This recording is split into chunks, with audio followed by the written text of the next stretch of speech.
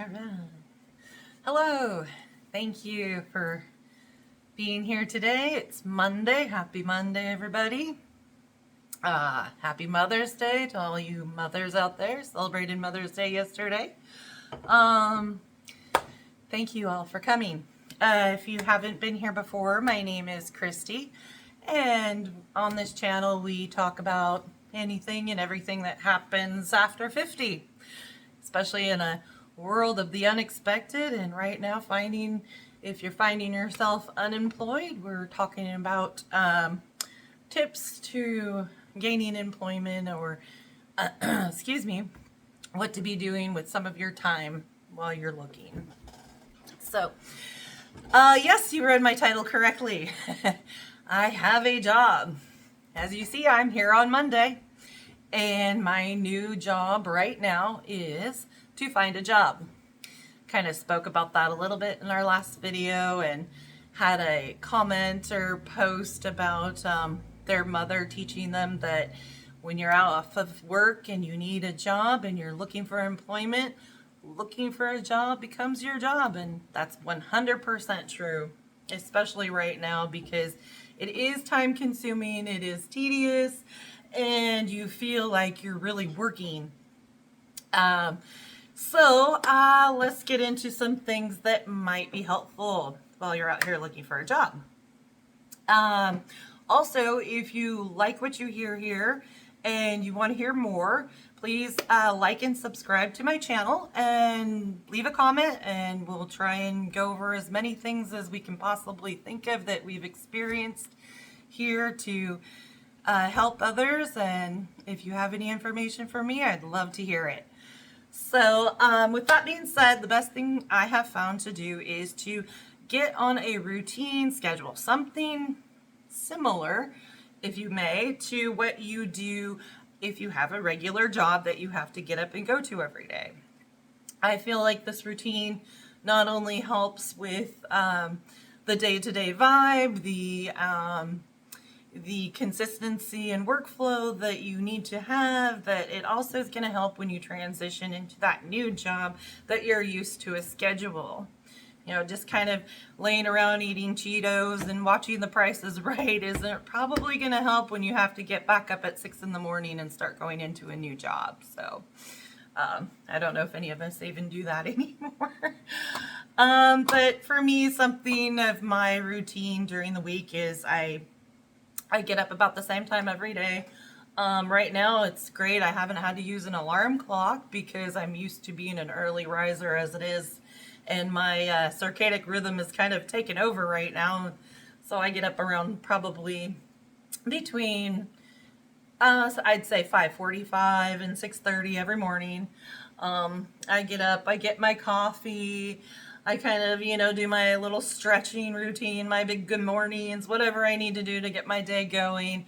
And then I kind of wander over to where my little office area is. And I start looking at my emails and kind of just get the day rolling right out of the gate. Just that way I get engaged and get motivated. Everybody has their own routine. Do what's best for you. This is just something I do that helps me. And then go through the emails, and then you want to start your job searching. If you have something to follow up with, I would do those. Just kind of getting everything organized for your week, especially on Monday morning, or for your day, depending on what your schedule looks like. If you have interviews coming up during the week, make sure you're preparing for those interviews. Make sure you have time scheduled for that. That's not going to be interrupted. And we're going to talk about interviewing in another video. So if you're interested in more on that, I could help with a few things there. So we'll talk more about that. Yeah, and doing this job searching is a job. I mean, it takes a lot of your time. So set aside a good amount of time. I try and give myself 4 to 5 hours at least of just kind of focusing in on looking at the job boards, researching the jobs like we've talked about, preparing the resume like we've talked about in my other videos, and getting that out and off to whichever entity you're sending it out to. And that takes a while. And if you're applying to, several jobs a day, which I do recommend, even applying to jobs maybe you're not as interested in, because if you do get an interview, it's great practice. Even if you don't take the job, or you might find that actually it sounds better after you speak to somebody on the other end, and you might actually be really interested in the job and be happy that you decided to go for something that maybe wasn't exactly what you were looking for. But sometimes out of the comfort zone helps, sometimes it doesn't. I guess that's just your own personal preference. I do recommend, however, going a little bit out of the comfort zone if you can. And just, making sure you do any follow-ups. If recruiters haven't gotten back to you, reach out to them. They're very busy a lot of times. They're dealing with a lot of different people on either the side of the employer versus trying to delegate the hundreds of applicants they're getting and applying to the position. So if you're dealing with recruiters, make sure you reach back out to them. Make sure they keep seeing your name over and over. I think that helps. Because like I said, they're dealing with hundreds, if not thousands of applicants, depending on how many roles they're trying to fill. And another thing to remember too, I was not here Friday. My husband had the day off. I was expecting him to go out and do things on his day off. That was a little unexpected, but he decided to take a long morning, and then company showed up unexpected, and the day just went on, and before you knew it, it was 4:30 in the afternoon, and I didn't feel like filming, so I didn't, because I didn't want to try and force something that wasn't actually there. It had been a long day. So, over the weekend we did have family things going on, things that we were doing. I also had a class, or I would say a question and answer session with my coaches and all of the school attendants for the Common Sense method, where I am learning how to do YouTube. So that was Saturday morning. It was a great experience. I learned many things I never even thought I wanted to know. Like I said in the beginning, I never wanted to do YouTube, but here I am. So if you're interested in the school, I will leave the link down below. The coaches are amazing. They're so helpful. They've been doing this a long time. They've made all the mistakes, so you can ask them anything. They're gonna give you an honest response, a real response. And it's just a great community. All the people in the community are really helpful, really nice, and very appreciative. So if you're interested in that, I'll leave a link in the comment section down below, or in the body down below. So another thing that comes with all this job searching is the rejection. And when you're at this for a while, and you're out here and you're keeping that schedule, and you're doing your due diligence, and you're keeping focused, and all you're receiving are rejections.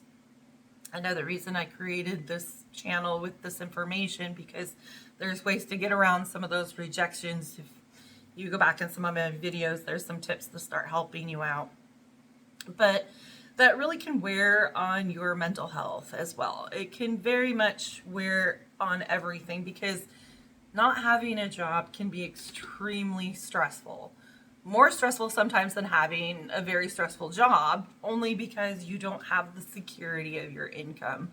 And that, for a lot of people, really just kind of throws everything off. And it's not unusual. There's a lot of studies out there that show that not having a job and out here searching can send people into depression. It can send you into a mental state that you're not really prepared for, right? And you're not really comfortable in, and you don't want to be there. So it's very important, I feel, to, in your schedule, create the downtime that you also need, just as if you had a regular job. For us, I'm used to working 4 days a week, 10 hours a day. Obviously, I'm not going to be searching for jobs 10 hours a day. That's kind of ridiculous. But my husband still works a regular Monday through Friday job. And on the weekends, we usually go and do things. If you've seen, I posted a video of one of our weekend drives that we take. I'll post another one probably sometime this week or later this week. If you want to look at those, they're kind of pretty. If you're not from here, it's kind of nice to see other areas. But yeah, you really need to take that time out, that time off. Stay off the computer. Don't think about job searching. Give yourself at least one day a week, I would say. But, just it helps to take a deep breath. Start that next week over with a fresh set of eyes, maybe a fresh new layout of your resume.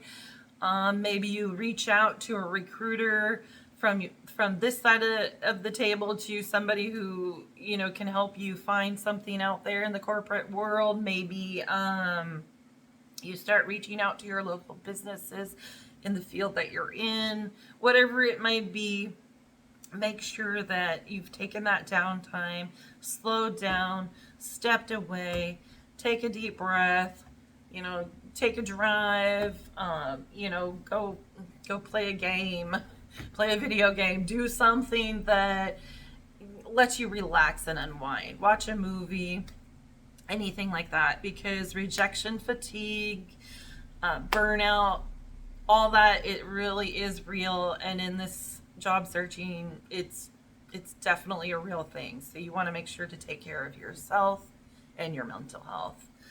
So yeah, that's pretty much what I wanted to talk about today. Just kind of stay focused on your schedule.